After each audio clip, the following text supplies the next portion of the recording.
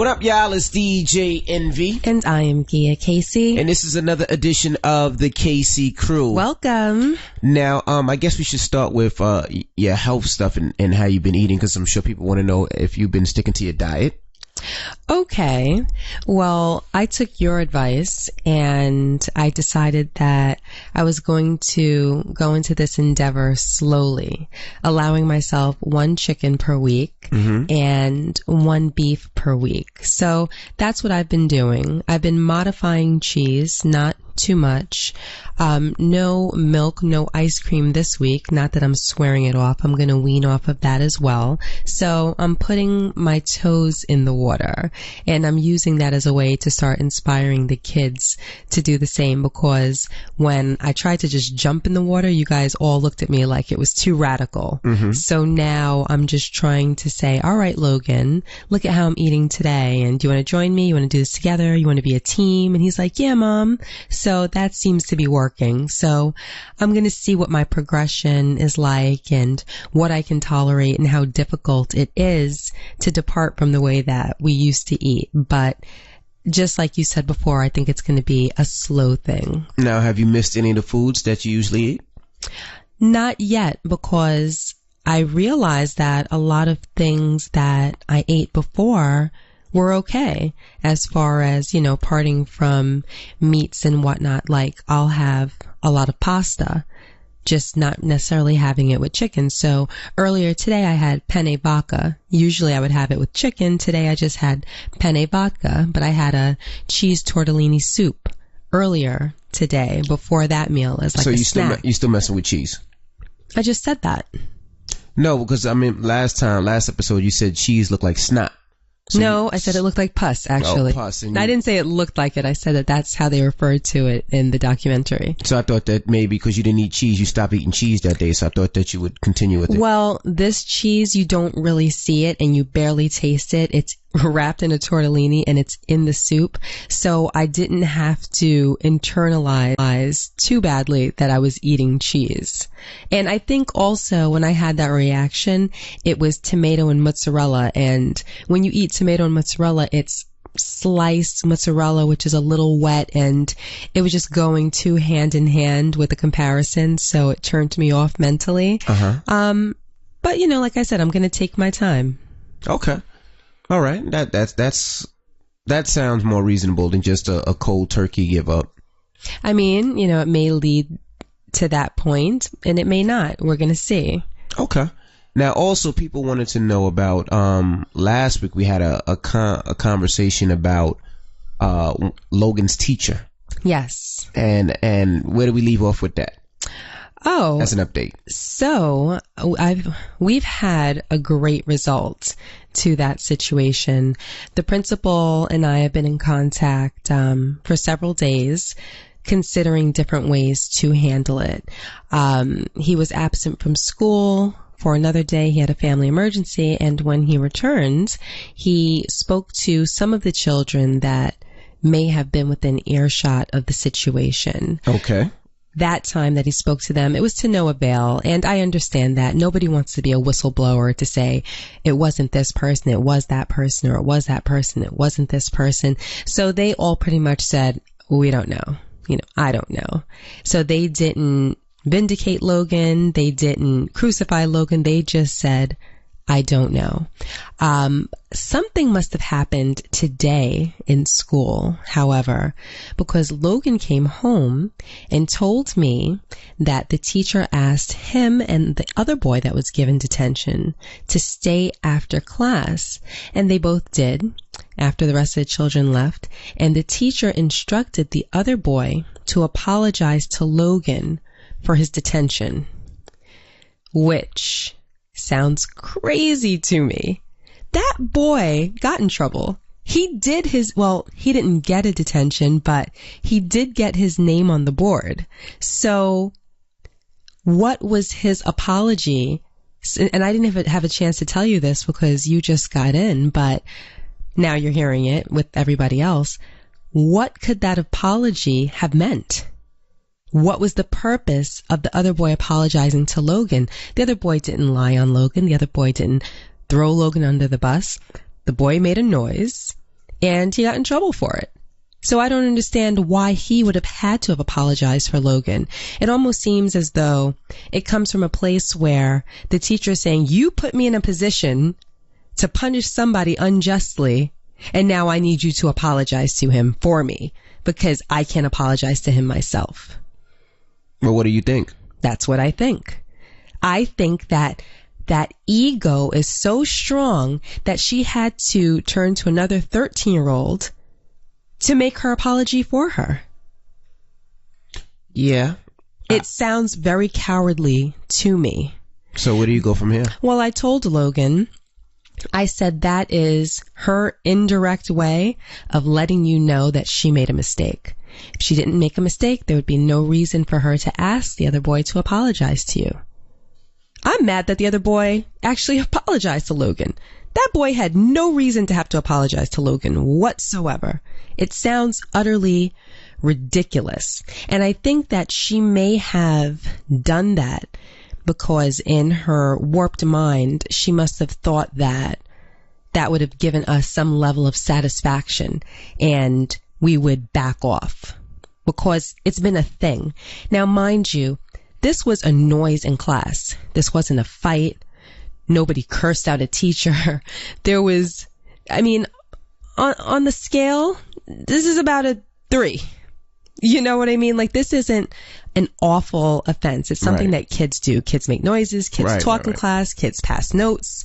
So it wasn't horrible, but the way that it was handled is what compiled the mess. That's what made it so dirty. That's what made it so ugly. That's why we had to make so many phone calls and be so involved because of the way that it was handled. And in life, you know, I'm sure that a lot of people can relate. It's not always the initial problem that carries the weight. It's the way that people go about handling things. Correct. That can make it go so left and make it look so ugly. So, in addition to that, the principal offered, and I thought that this was great on his part. And again, I really like him. He's a very nice man. Mm-hmm. And I could tell that he was trying to do whatever he could to make the situation right. And to accommodate us and what our takeaway would be. And he said to me, probably verbatim, you know, Mrs. Casey, what can we do so that we can move on from this with everybody being satisfied? You know, what would it take to make you happy? And I said, well, let me talk to Logan. I did tell him that I would like an apology from the teacher if it was found that she was wrong. They really couldn't get to the bottom of that. So we couldn't really get an apology. But he said, well, how do you feel about Logan being taken out of her classroom?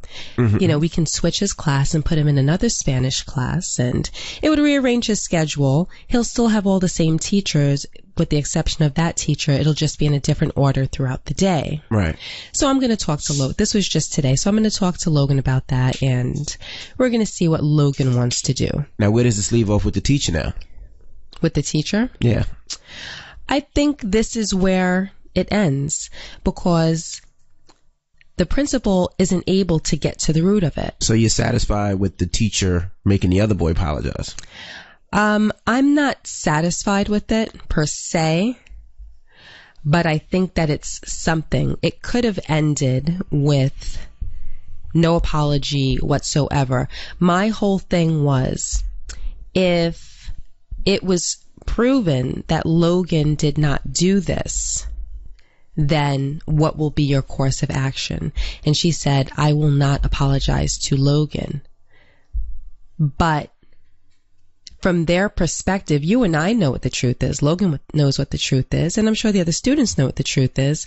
But from his perspective, he cannot get to the bottom of it because nobody is going to say anything. Do you see what I mean? Right. I mean, I feel like she should apologize anyway for giving him a detention for something that she did not see. See, I feel like regardless, she has to apologize. I mean, she's definitely going to hear a word from me. Mm-hmm. Because what she did was cowardly, and she told you she wasn't going to apologize, and in her mind, that's what she did. She wasn't going to apologize, even if she was wrong. And by using the other boy to make him apologize, it's kind of like, all right, cop out. Kind of like I'm appease the parents, and I'm gonna feel good because I still didn't apologize. I'm gonna show them, but that's not right. You know what? That situation is not right, and that's a cowardly move. And she's gonna hear from me, and I'm gonna tell her exactly how I feel. I'm gonna tell her that I don't think it was right that you picked my son and not even hearing what he did. You know, I'm gonna tell her that, you know, I want to know what sound was made that you knew it was my son, because I'm pretty curious about that.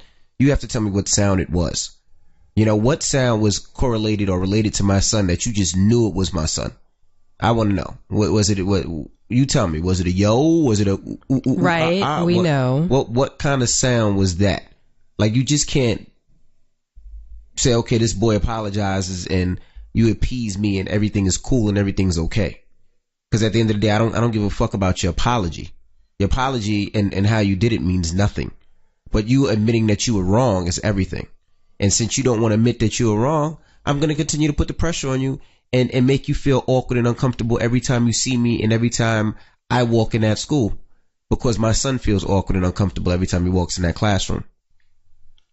Yeah, I agree. I think at this point, it would be a good idea for you to speak to the principal first. You know, no, I'm going to go talk to her first. Because I think me and her need to have a heart-to-heart first. And let her understand where I'm coming from. Because I'm not polite. I'm not nice. I'm not one of those people that are just like, okay, all right. I want her to know that I'm rude and nasty. You're not rude and nasty. You're painting yourself wrong. You're not rude and nasty. When I need to be, I am. And in this situation, I will be. In this situation, I will be exactly what I think. I think she did it because my child was black. That's honestly how I feel. That's honestly what my gut tells me. And that's honestly what I'm going to go with. Now, if she can prove to me that's not the reason, then I'll feel differently. But she has to prove to me that that's not the reason why she picked on my son. Why did you pick on my son? Because there's no reason to pick on my son. You didn't hear any noises. You know, your back was, well, she did hear a noise. Or you didn't know it was, but you didn't know who made the noise. Right. You just assumed it was my son. And what would give you that assumption? So she's going to have to tell me what that is. So then, would you like for me to call a meeting? No, I'll call her myself. I might just pop up on class one day and just come to the school and see her and ask her a question myself. You can't just go to class. Why can't I? So let me ask you a question. Yes. You think that you can go to school and you can ask for the schedule and they're going to tell you what class the teacher is teaching and where it is and walk you there kindly so you can bust into the class? No. Rashawn, not at all. On. But the teacher has to walk to her vehicle. And if I'm picking up my son, you see. And if at the same time I'm picking up my son, I just have a question. I'm not gonna. Rashawn, you sound crazy. And she doesn't sound crazy. Why are you looking that way? Why aren't you looking me in the eye? I'm just asking you. She doesn't sound crazy. She sounds crazy, but okay. You want to match her crazy? Is that what we're trying to do? Why not? Sometimes you got to match crazy with crazy for people to understand. You sound ridiculous. Well, I just want to have a conversation. I understand that you're upset, but you sound ridiculous. Right now, you sound ridiculous. Somebody's picking on my son. I think I have the right to sound a little ridiculous. Well, I think that if you would like to speak with her, we're going to go about it the right way. We call a meeting. Okay, then we can do that. Yes, we call a meeting. I know you're upset, but you can't be irrational because you're upset. That's what you And I hear think. it all in your voice. If she's irrational, I can be irrational. Right. You gave her an opportunity to do what's right. She didn't do what's right. She's a grown adult. She's not a child. I just can't believe that she had the other boy apologize to Logan. What a cop-out. And I'm going to tell the other boy's parents because I don't think that's right either. You don't make my son apologize to something that he didn't do. He's apologizing to another kid. Because of your mess up? Because of something that he did that had nothing to do with the other kid. No, the way... And then he's instructed by the teacher to apologize? The way you even teaching the youth is absolutely positively wrong. To not take responsibility. Right, that's absolutely wrong. And if she has kids and she raises her kids like that, that's fucked up. And you know, I have to say that's one thing that we do in our house, even as parents. Sometimes when we make mistakes as parents, whether it be losing our temper or, speaking too soon or, having a bad day and in some way taking it out on our children, we make it our business to apologize. Right. To acknowledge it and apologize and make the situation right. Correct. And I don't think that in life people always take advantage of that idea. Absolutely. I don't think people really realize how important it is to not leave residue behind when it comes to issues that you go through and situations that you experience with other people. Absolutely. It's so important to address whatever it is and acknowledge what you did, accept it and apologize. Right. Well, this week I should say, we got a lot of emails. We haven't been answering emails recently because we just pretty much had a bunch of stories. We answered one last week. Right. Got pulled rank out this B. But let's get to some more. Now, this is from Mike. Mike is saying, letting the past be the past. Good day, Envy and Gear. Wanted to start by saying I enjoy your podcast. You discuss very related topics. Well related to me, which is the initial draw. Envy really puts himself out there, which I respect. Many males in our community would not be as open and honest as you are. I don't know if that's a good thing sometimes, Mike. For whatever reason, this is perceived as being weak. But the vulnerability and honesty you display is what allowed me to relate to where you're coming from on your stances, thus retaining my interest. Not sure how much of my background you'd like to know, but I'll give you a brief overview. I'm a male, older, engaged to a female Latina, several years younger. We are both mature adults, and with that said, have been in prior relationships prior to our meeting 6 years ago. I wouldn't describe myself as a possessive person, but what I do have is a flaw of not allowing the past to stay in the past.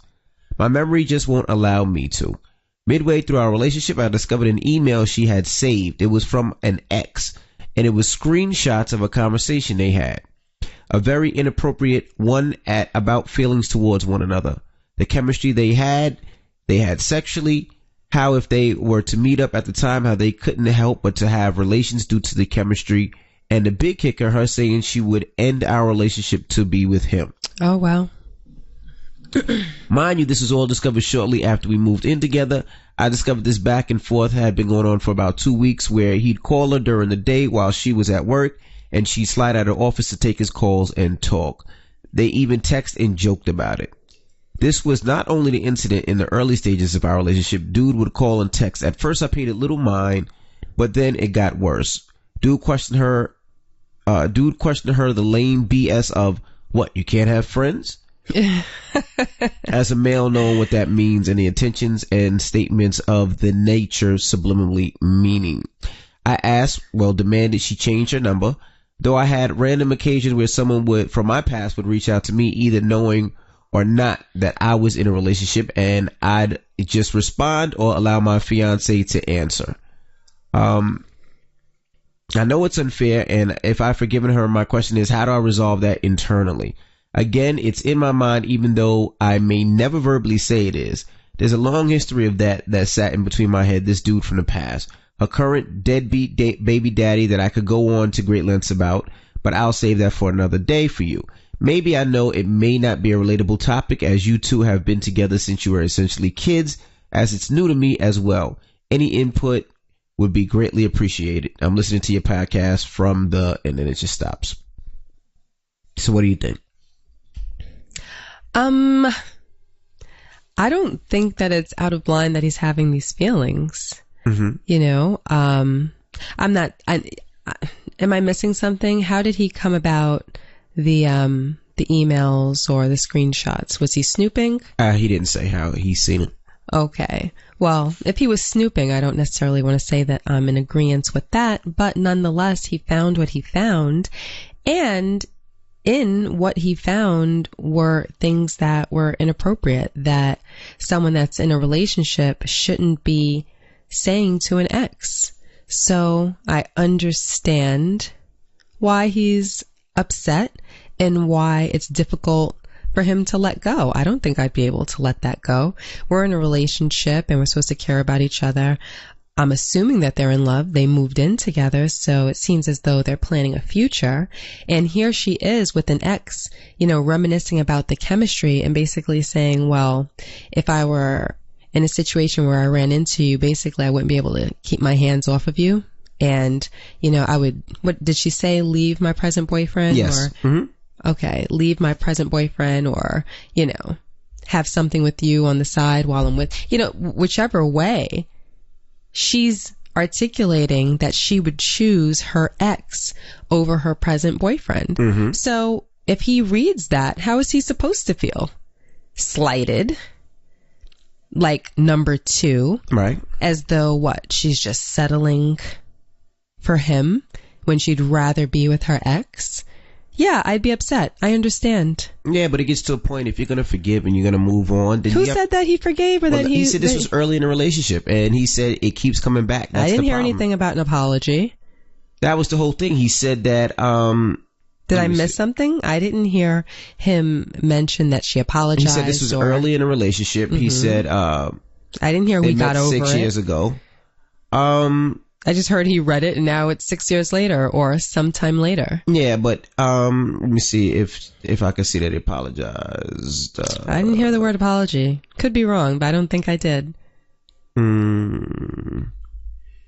He just said, me having a memory, I have found it difficult erasing these incidents from my mind. Right. Sure enough, when we have a disagreement, I unfairly bring these events back up. So they've had a conversation about it before.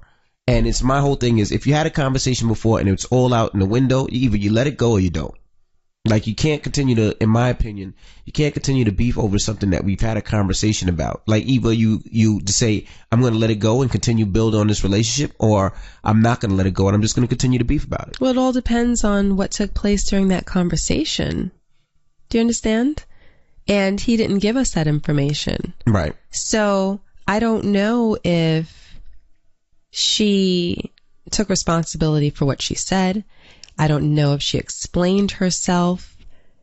It could have just been her caught in, well, it wouldn't just be the moment, many moments communicating with her ex and thinking, oh, my new boyfriend or my current boyfriend is never going to hear about this or know about this. So no harm, no foul. I'm just going to be foul.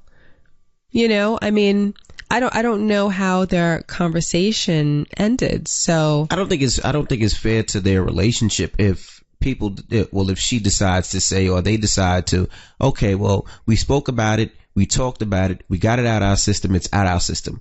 Now, to bring it up every time that there's an argument, or to bring it up every time there's a disagreement, or to pressure her about it, it's not what's right. If there's a problem or situation, y'all talk about it, y'all agree to let it go. You gotta let it go. Yeah, but you know what? With you, I think sometimes you act as though people are robots. And I think that you're very good with putting thoughts and feelings and emotions in a box and chucking it out the window on the highway and never revisiting those thoughts, feelings, and emotions. But I don't think that most people really work like that. Sometimes it can be ideal in a situation to not have to deal with past emotions or past disappointments, past hurtful moments or hurtful things. But I don't think that that's how most people operate. But I think people need to operate like that, if that's the case be, because all it does is create a stress, because it's something that's constantly on your mind, and stress is probably one of the things that causes the most everything with people, whether it's death, whether it's weight loss, whether it's ulcers, whether it's cancer. It's something that bothers you, and it doesn't give you that freedom of mind. And for me, if I try to live a stress-free life where whatever stresses me, I try to get away from. Right. Whether it's a person, whether it's a situation, whether it's a feeling, and I don't want to deal with the stress. Life is too short. People are dealing with worse things in this world than something that I'm holding on to. People are dealing with cancer. People are dealing with disease, with poverty, with, so many different things. So if I don't have to deal with stress, then fuck it. I don't want to deal with the stress. And if we agree to say, you know what, this is where it is and this is where it's going to be, I don't want to go back to it. Why continue to go back to some shit? Okay. So you're talking about people who are going through far worse things, which of course that's true. Sometimes, we always look to people that might be going through something worse than what we're going through, and it kind of makes you realize how small your issue is in comparison. But by the same token, you can't use that to discount someone's feelings and emotions, because there are bigger things and worse things going on in this world. You can't use that to discount someone's thoughts and feelings. It's not discounting someone's thoughts or feelings, but if every time you get in an argument and they get in an argument with each other and he brings up the fact that this was the situation, he's not going to get her true feelings or anything anymore. It's going to get to a point where she's going to say, you know what? I don't want to argue, because when I argue with this person, he brings this up every time. So let's not argue. And he's not going to get her full capability and who she really is, because she's going to be walking on eggshells to not get into an argument, because she doesn't want that same thing brought back up over and over again. Well, did he say that he constantly brings it back up, or that he's constantly thinking about it and he can't let go of it? No, he said he brings it back up and he knows it's unfair. Okay. I think that he's tormented by it. See, there's a difference between imagining a potential situation between the person that you're with and somebody else, and seeing it for yourself, reading your actual words, reading that person's words back to you, imagining all of these recounts of what they're illustrating in their texts to one another. That can be very painful for a person. So I don't imagine that it would be easy for him to forget or to just let go. And it'd be one thing if he was reading an old email or an old text message, or seeing old screenshots of something that took place before their relationship began. But what makes it close to him and hurtful to him is that these messages were being exchanged during the time that he was with her. So he's going to be especially sensitive to that, and that's going to tug on certain strings in his heart and be that much more hurtful towards him. So I get that, but with me understanding that, I also know that if he decided, regardless of how those conversations ended, if he decided to stay with her despite that, then it is something that he's going to have to work on letting go. He's going to have to move on and figure out a way within himself to try to suppress those thoughts, feelings, and emotions. Or maybe if he really loves her and he wants a future with her, which is what I'm assuming, he may actually need to see a therapist to handle that on his own. I don't know if it's the type of situation that he would have to bring her in on, because I think it's just a personal struggle. Right. But because he decided to continue their relationship, he's going to have to make that a thing of the past. But that's something that he has to do proactively, not because I'm discounting how he feels as a result of what he read. Right. Well, good luck to Mike. I just feel that Mike should, if he can't let go, then he has to move on. I mean, you can't put yourself in every time y'all get into an argument, you bring it up. I'm sure it makes the relationship not as free. And I think that's what he has to do. I'd like to add one thing to that. Sure. Again, he didn't talk about his conversation with his girlfriend, but maybe they should revisit it one last time. And he can preface it by saying something along the lines of, I want to put this behind me because I want to move forward with you. So if he has any questions that he wants to ask, then he needs to ask there and then, and ask for her honesty. And if they have this open, honest conversation about her thoughts and her feelings, and, was she actually being honest when she said that, or was she saying that to just appear more sexy to him because it might have been a potential high at the moment? Right. Do you know what I mean? I think that some honesty needs to be expressed during that conversation, and that in and of itself might serve as closure for him. Right. If he's open to hear what she has to say, because at most times I think people formulate their own answers regardless, and no matter what they say, they already thinking, well, that's not what I've been thinking. If he's already drawn his own conclusions and he doesn't have an open mind, I don't think it even makes sense to do that. So hopefully he'll have an open mind and they can revisit that. Well, I say have one more conversation for closure, and then if you're satisfied at the end of that, put it behind you and move on. Okay. Good luck, Mike. Now let's go to the next email. It's from Anonymous. It says, I love my ex and I can't move on. Help.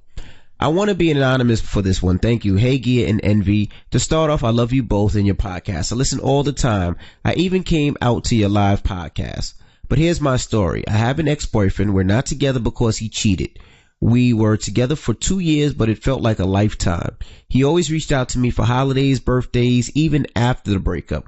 We finally talked about the situation after some time. He had reached out and apologized and gave me the answers I needed. I forgave him and I was able to let go of something I had been angry about for a long time. Now we're friends right now, but here's my issue. I want to start dating again, but I just can't bring myself to give another person my time, be intimate with, or love someone else who I loved him. Or else how I loved him, excuse me. And I know it would hurt him if I did. I just don't know what I should do. Every time I even start talking to someone, I feel like I'm hurting him or cheating. But we're just friends right now. I don't know why I feel like that or what I should do. Oh, and get this, he deals with someone right now, so that should be an even better reason for me to move on and do me. By the way, I'm 19 and he's 20. He's the first boy I ever loved or was even with, for that matter. I love your advice, and if you could help, thanks in advance. Best, Anonymous.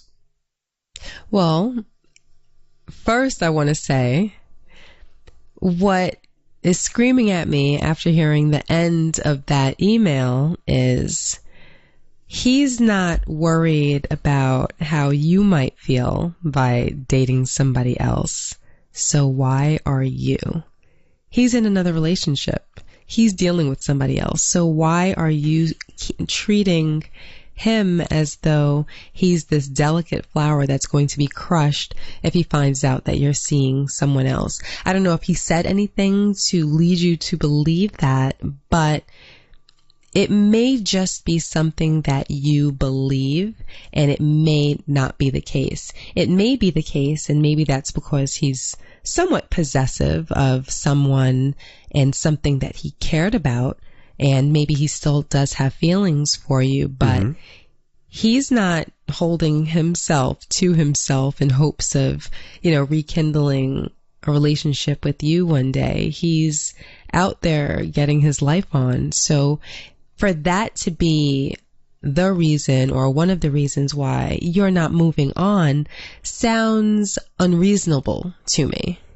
I totally agree. I mean, obviously he's fine with moving on because he's seeing somebody else and not necessarily thinking about your feelings. So you shouldn't be thinking about him. And if it's bothering you like that, then maybe you should just cut ties and not speak to him. You shouldn't know how he's doing. You shouldn't want to know how he's feeling. He cheated on you. He moved on. You should move on. You should find somebody that you want to hang out with and enjoy. Maybe it might make you guys come back together, but I wouldn't necessarily think about his feelings because he's definitely not thinking about your feelings. So you continue to do you. And next time he calls you, you tell him straight up and down, oh, I have a date tonight. I'm sorry. Let's talk later.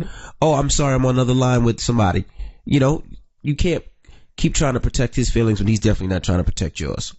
Well, they're in a good place, though. It's not as though they have any contention towards each other. He apologized, and she's good with the experience. So now it seems as though they're friends, and I don't necessarily think, she may think that it's the case, and I think that it probably makes her feel good in a sense to think that he doesn't want to see her with somebody else. But I think it's more so that she doesn't want to see herself with somebody else because that was her first love, her first real boyfriend. Right. And I think that she's still in love with him.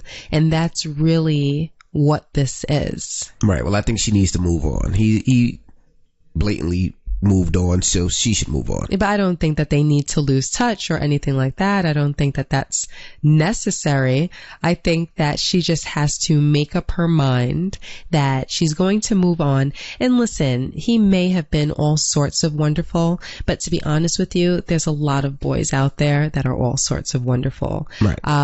You know, people are unique and they have their own special sauce and whatnot. So I'm not going to say that you're going to find a carbon copy of him that made you feel exactly the way that he did, but I'm pretty sure that you'll find somebody. I mean, you're 19. I'm sure that you will find somebody that is going to make you feel special and float your boat. Right. So don't think for a second that he is the only one that can make you feel the way that he made you feel. You will fall in love with somebody else, and I don't think it'll take too long. Well, good luck, Anonymous. Now, the next email is from Bryant. Dear DJ Envy, I wanted to start by saying I love the podcast. You and Gia's chemistry connection is everything I want for me and my future wife. So I've been seeing a woman for 3 months, 2 months courting with sexual intimacy. We fucked the first night we met. And 1 month exclusive, her idea. It was her idea to go to the next level. Everything is super scary good. We have a lot in common, to likes and dislikes to movies and food. She hates sweet potatoes, and I can't fucking stand sweet potatoes. Let's get married. Even the stuff that matters. For example, we both agree instead of a big wedding, we just want to hit up a town hall, get the certificate, and have a reception at the house and invite whoever we want. Not saying we're getting married, but that's our view on weddings in general. And we can spend the money on a vicious honeymoon. We're super in sync except for minor shit. So this is where shit gets weird. We became exclusive, again, her idea. Now all of a sudden she feels like she's rushed into this relationship. I confessed my love first, and later she said it back. Now she says she doesn't. She was just caught in the moment. I don't know what to do or where this is coming from. I asked if there was an ex or another man involved. No, I wasn't mad or resentful when I asked. She said no, just that she enjoys being my girlfriend. But the title is what intimidates her. It sounds like she's using this as an exit strategy or wants to fuck or have a girlfriend benefits but not being exclusive or tied down. I don't know if I'm thinking too much into this or should I just be with it. I don't want to miss out on a good thing, but at the same time, I don't want to play myself. I've given her money to help move out of a situation with an apartment. We buy each other gifts. Everything is good. So why would she want to take a step back in my book? Please, I need an honest opinion from my two relationship gurus. Sincerely, Bryant. P.S. I don't give a fuck who's listening. You can say my name. Laugh out loud. Now, yeah, I feel like maybe she got scared. You know, maybe things move too fast. Maybe in previous relationships, things might have moved too fast and it didn't work out right. Maybe she's really just enjoying you, bro, and don't want to fuck it up. You know, maybe she's like, I don't want to go too fast and push too hard. Maybe I just want to take one step at a time. I mean, you guys only been together how long? 3 months. 3 months? Mm-hmm. I mean, you got a long time to go, bro. Like, you might be pushing a little too hard. Yeah, just Didn't you hear he said again? Right. On her urging. Right. They're exclusive because of her urging. Right, but maybe she did it and says, you know what, this... and a lot of this could be her friends. A lot of this could be her mom. Say, like, you're jumping into this too fast, slow down. And she's now looking back and say, you know what, I want to take a step back and I just want to slow things down a little bit. And that's what I would do. I would allow things to slow down a little bit and I would just keep an eye open, see where she's at, make sure she's not using you and slow things down and just slow the relationship down. You're still boyfriend and girlfriend, huh? They buy each other gifts. Right. Didn't seem like a using situation from the email. Right. So she might just be a little scared that things are moving too fast and going too fast and she's not really getting a chance to enjoy it and really a chance to really take everything in. And I don't see a problem with that.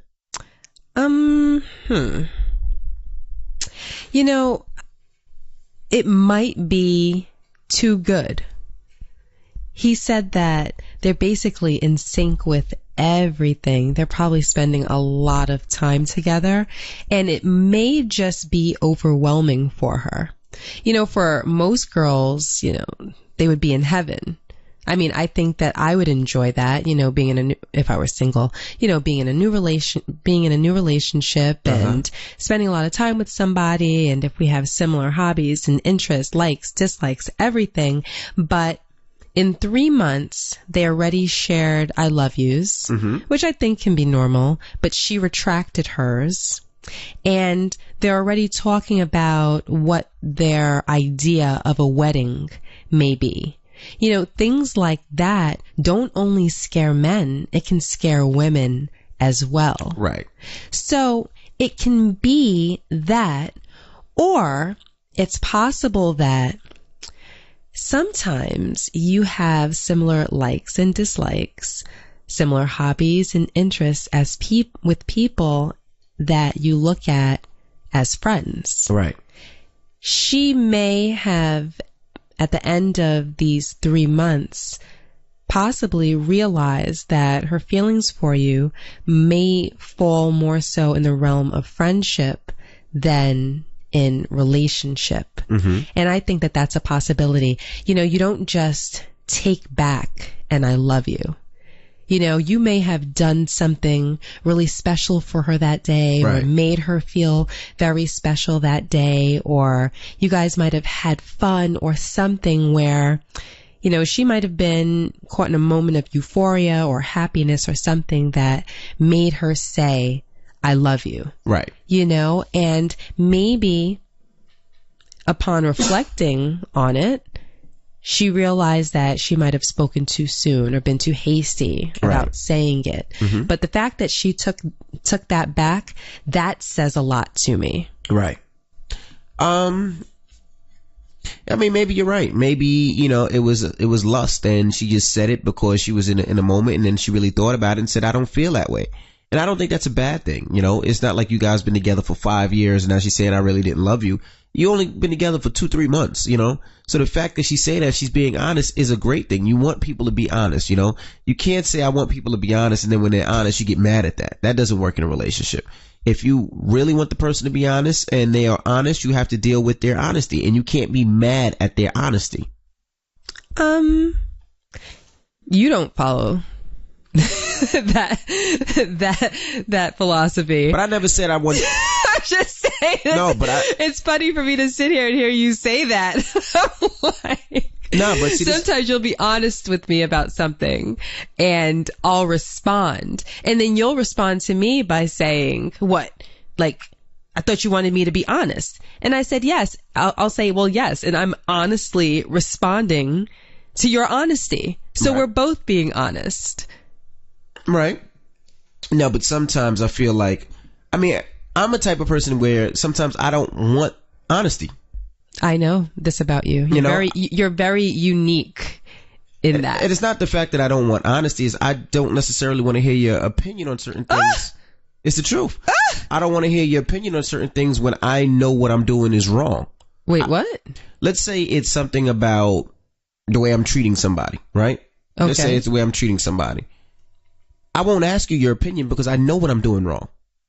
Okay. So I don't want your opinion. I don't want your honest opinion on it. Don't give me opinion at all because I know what I'm doing is wrong. Like, for instance, if... wait. So I know that what I'm doing is wrong. Let me just live out my wrong dreams in all of its, like, splendor. That's what you're saying. Like, don't cry. Like, I don't want to be right. Right. I want to be wrong. I don't want to be. That's my goal. Right. Absolutely. Let me just bask in all of this wrongness. Right. If let's say I'm treating somebody wrong that I'm working with. Let's just say, I don't know. And I know it's wrong, but I'm being petty because I want to have a petty party. That's me. I know what I'm doing wrong. So if I don't ask you about it and then you start to tell me about it and I'm like, nah, don't worry about it, and you continue, I know what I'm doing wrong. I don't want your opinion because I already know what I'm doing wrong. I'm doing this because of me. That's just who I am as a person. I don't know why I'm like that. That's just me. And people are probably listening like, that doesn't make sense. But yeah, that does in my mind. You're different. You know, so she's being honest. She is being brutally honest and saying, hey, I don't know if I love you, bro. That time I said it, I was nutting, you know, so I said it during orgasm. You know, during orgasm, everybody loves everybody. Is that right? Right. I mean, that's what you can say. Is that true? I love you more when I nut. It's the truth. I love you more when I nut. See? So, I mean, she orgasmed and she said, I love you. And now she really thought about it when she wasn't orgasming and said, damn, maybe I don't really love her. Maybe I'm just infatuated. Maybe it's just lust. Or maybe it was just a good day. Yeah, you know, it doesn't necessarily have to be tied into sex. Or maybe you were a great fuck. I mean, you don't know what it is. I just said it doesn't have to be tied into sex. It could have just been a good day. Right. But I think it was probably related to sex. But, you know, you can't be mad at that. She's being honest with you. And if she's being honest with you, you say, okay, you keep an eye out and continue on with the relationship. Right. So what this boils down to for me is that you stay the course. She told you how she feels, and you said that you don't want to miss out on a good girl or a good thing, I think is how he put it, right? So don't miss out on a good girl and a good thing. See what the course has in store for you. Right, you know? I agree with that. Stick with her and, you know, just watch things, you know, keep a watchful eye on the relationship and look out for cues that might lead you in the right direction so that you can kind of discern for yourself, well, does this feel more so like a friendship, or am I getting that vibe from her that that's how she's looking at me? Or, you know, was I just moving too fast, or were we as a unit just moving too fast? So maybe we should take things slow. Take cues from her, and then it'll start to explain itself to you for you. Right. Absolutely. All right, let's get into this last email. Call me Maria. Or Marie. Anyway, you want to look at it. No, well, she's telling you what to call her. So what does it say? Marie. Marie. All right. She tells you what to call her. And you're like, or however you want to say it. Hello, Gia and Envy. I just got into this podcast a couple of weeks ago, and I love it. Just call me Marie. Okay, so me and my boyfriend are having some issues in our relationships. The main issue, I call it the grudge. So back in April 2015, he was looking through my phone middle of the night. He woke me up with a picture of my ex in my email that the ex-mom sent me. And I was half asleep, so I told him he was a brother of my friend, not knowing my boyfriend already knew what my ex looked like. So he asked me again later that day who it was, and I said the same at this time. I should have just told the truth. Of course you should have. But I didn't want him to know it was my ex. If it matters, it was a regular picture of him with his son. Anyway, so I lied and got caught. Told the truth and cut ties with the ex-family member per his request. He told me if I wanted him to stay, I would have to never go to where he lives, which is Connecticut, out of state. Mind you, I used to go to... You just can't go to Connecticut at all. I like that, though. I used to go every other weekend to visit my goddaughter and best friend who lived there, and I also have family in Connecticut. So I agreed to only go with him, so he'll feel good about it. After a couple of times going together, he didn't want to go anymore. Let me see. So he decided he doesn't want to go anymore. He decided this about September 2016. We've already had our daughter by this time. Wait, hold on. He decided that he doesn't want to go to Connecticut no more. So ever again. Right. So I'm she just can't not going to Connecticut ever again. Okay. So now the problem is that he doesn't want me to visit my best friend and goddaughter on some weekends or even go visit another friend that lives in Jersey. He keeps saying he doesn't trust me to go out of state. It's now October 2017. It's been 3 years since that happened, and I haven't done anything, not to go out to clubs, no girls' night out, no go visit friends, or nothing. I want to visit my friends. What should I do? All because of that little itty bitty lie? Sincerely, Caged Bird. All because of that little itty bitty lie? I mean, she shouldn't have lied. Right? We can agree. She should not have lied, because when you tell a lie, especially when it has something to do with an ex, a member of the opposite sex, or anything that looks suspicious, that tells the person that you are not trustworthy. Right. No, I get it. You cannot be trusted because given the opportunity, you are capable of lying. But I understand why she lied. You know, that picture. Leave it up to you to understand why she lied. No, see, I understand. See, because people don't like to argue. And there's people that do like to argue. For instance, I was just about to say, you trying to throw a shot over here? No, I'll be honest. You are a lawyer and you are a judge. You like to do everything in court. So to have a conversation or argument or disagreement with you have to really be focused. Like, you have to take notes. And nobody wants to take notes. Sure, you sound That's so how you are. So ridiculous. So you'll ask a question and somebody will say a question, and then 4 hours later you'll be like, so tell me what happened again. And you're like, I told you already. No, tell me again. And then you're trying to remember what you said, and then you start talking, and you're like, no, you didn't say that before. I don't want a dissertation. So for her, she was probably like, shit, somebody sent me this picture. I didn't erase it. I wasn't even thinking about it. I wasn't even thinking about my ex like that. Somebody just sent me the picture. Do I just say it's my family member's friend? Do I just lie? And it's over? Or do I say, okay, that's my ex. Now I got to explain why my ex's phone is in this and he doesn't trust me. We got to go through this whole long thing when it really wasn't that serious. It's always a whole long thing. It doesn't have to be a whole long thing. She knows and you know what? Better than anybody else. And you know what? Better it be a whole long thing in the middle of the night, even if it took 3 hours to explain and to get him calm and feeling good about the situation, back to bed, up in the morning, and her being able to go to Connecticut whenever the hell she feels like. Instead, because she lied in a situation where she should have told the truth, she's spent the next 3 years as a caged bird. Don't you understand? She would have been a caged bird anyway, because now that she got that picture. No. Yes, absolutely. It was sent by her ex's mother. Did I get that right? Yep. By her ex's mother. Doesn't matter. I'm sure it was through an email. She didn't say. For some reason, I pictured that it was an email. I'm sure that there's a way to prove that it came from the ex's mother. I am sure that he would have still caged her regardless. Is at a point, because what she probably did was probably an email, and to see the picture, she probably saved it on her phone so she could look at it, and she just never erased it because she really wasn't thinking about it. So you have to explain to him. So you're just going to make that up?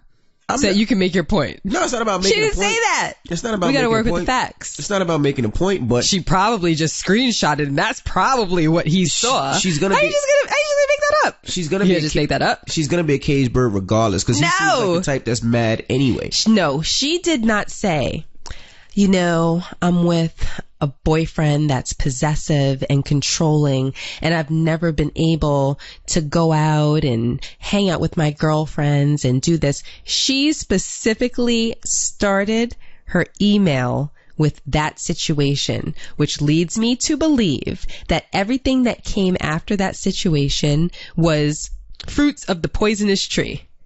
So it was that night that dictated how these last 3 years played out. She's not quote unquote allowed to go out with her friends or have girls' nights or anything. She's not able to go to a whole state because her ex lives there. I mean, don't get me wrong. I think he's taking it too far, but it all was born and bred out of a lie. And when you lie to someone, the person being lied to is looking at you, especially if they love you. You know, some people are just like, well, I can't trust you. I'm just going to let you go. But if they love you, they more so look at you like, I love you and I can't trust you. So now I have to control you. Right. And that's what he's doing. That's what he's acting out. Now, don't get me wrong. I think he's a little, ding, ding, ding, ding, ding. He's a little, off the chains with how he's handling it. But I think that that's the reason why. And I'm saying that it could have been avoided. But you know me. I think that it is always important to tell the truth. Mm-hmm. I just have a thing about honesty. And, you're an honest person. I'm an honest person, but you'll make an excuse for, say, a white lie.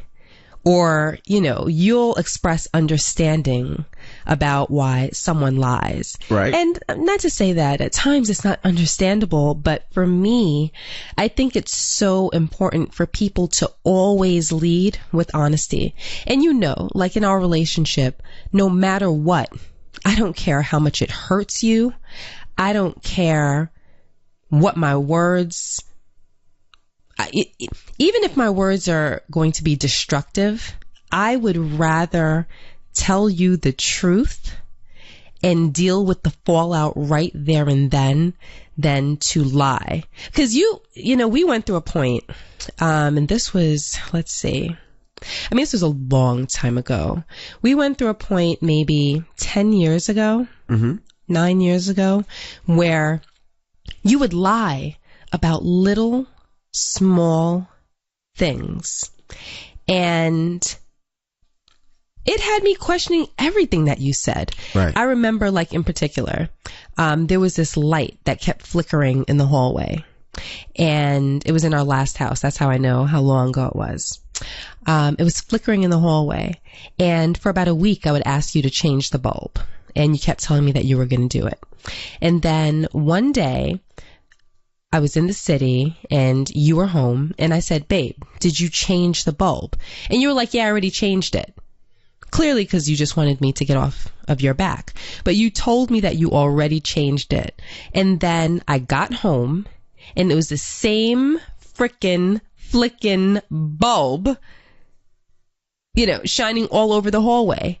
And I just remember sitting there like, he straight lied to me. Right. Like he just lied to me. Told me he changed it, but he didn't. Now, and this kind of goes back to, something that, we were talking about earlier. It's something so small and insignificant. It's a 99-cent bulb. Right. But the fact that you told me that you did it when you didn't just made me feel like you're capable of telling me little lies if it makes your life a little bit easier. So because you didn't want to hear me, quote unquote, bitch about the bulb, you just told me what I wanted to hear. And I know to you, it was like, oh, no biggie. I'm about to change it in 10 minutes. You probably got sidetracked. Right. Didn't do it. And now I'm looking at you like a liar. Correct. And that was damaging. Something small like that for me in that moment, it was damaging to our relationship because I was just looking at it like given an opportunity where he may not want to deal with the fallout, he'll just tell a little white lie because it makes his life easier. And right. I think that's, you're relating to your older mentality when it comes to this email, saying, all right, well, she just told that lie because bitch probably just wanted to go back to sleep. That's not okay. Right. I get it. Don't lie. Don't tell little lies. Don't tell medium lies. Don't tell big lies. Don't lie. Because once you lie to me, I don't want to curse, but I'm trying to figure out a different way to say it, but to express how I feel about it. Well, hell, I'm just going to curse. You fuck everything up. Right. Like once you lie to me, everything gets ruined. Right. Because now I'm looking at you like a different person and I know what you're capable of. Gotcha. And I agree. You're right. You shouldn't lie. And that was the main problem. But back to the Of course, back to the person. That's where it comes from. You don't ever want to see, that's another problem with you, your avoidance. You always want to avoid things. No, I don't want to avoid things. Yes, you do. No, I don't. I said I agree. You're right. That ends the conversation. Yes, I said you're right. Ooh, wait. Ooh, I'm sensing a little bit of feelings right now. No, it's not. Ooh, yes. Ooh, listen to you. I can hear it in your voice. And you say it's right. It's like, did I tap a nerve? No, it's like, what else do you want? I said, you're right. Look at you. No, it's the truth. I said, I said you're right. So we continue on. We don't have to harp on the fact that you're right. I said you're right. So why are we harping on it? We continue. We move on. Rashawn, that's forward motion. Oh, this is about forward motion. No, that's how. So your tone is about forward motion. No, I said you're right. I don't think so. I said you're right. Let's go back to the email. Is there something else that you want to address? Nope, there's nothing else I want to address. Just note taken. That's all. Okay, I said that you were right. You shouldn't. No, because I don't hear that sweetness in your voice right now. Wondering what that's about. It's always been in my voice. No, it's not. You sound a little harsh and hostile. No, just a little bit. I sense it. I hear it. No. You're not nice, sweet, adorable, loving Rashawn. That's just about, having the conversation for the sake of conversation and sharing. No, I just said that you were right. There's nothing else to converse about. I said you're right. So I said, let's get back to the email. See, now you sound a little bit more sweet and delicate. I sound exactly how I sounded before. No, you don't. Email me. DM me and let me know if he sounds the same way that he sounded before. Now, to get back to the girl on the email, I would just tell her to, you guys have to have a conversation. I mean, he can't keep you locked up in your cage and locked up in the house forever. It can't be one of those things where you gotta, if that's the case, then you're R. Kelly and he's R. Kelly and you're the girl and he won't let you out. It has to be a situation where you guys have to have a conversation. And if it's been, I think you said like 5 years at this point, that you got to forgive each other and continue to move on. What do you think? Okay. All right. All right. Well, it's time to get up out of here. Now, if you have a question or comment, you can always email us at TheCaseyCrew@gmail.com. That's TheCaseyCrew@gmail.com. All right, I'm DJ Envy. And I am Gia Casey. And this is another edition of